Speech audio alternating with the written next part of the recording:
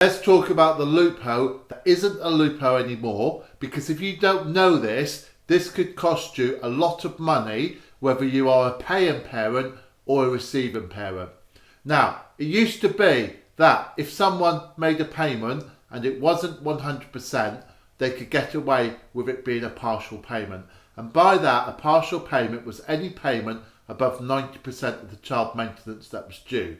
So what some people used to do is they used to pay 90% and they would get away with it.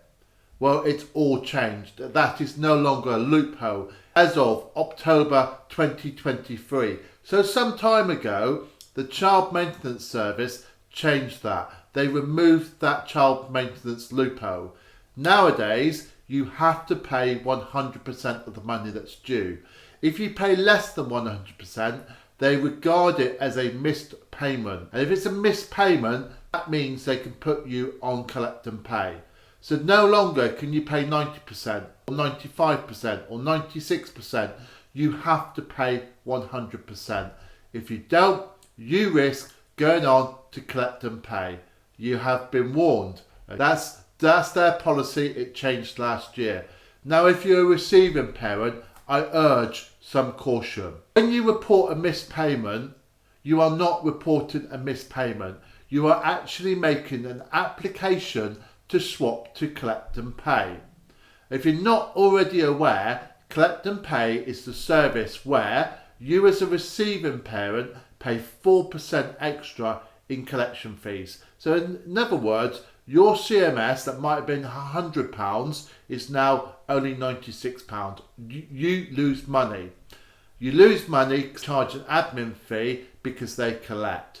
But it gets worse. When they set up collect and pay for enforcement purposes, what they normally do is set up a DEO.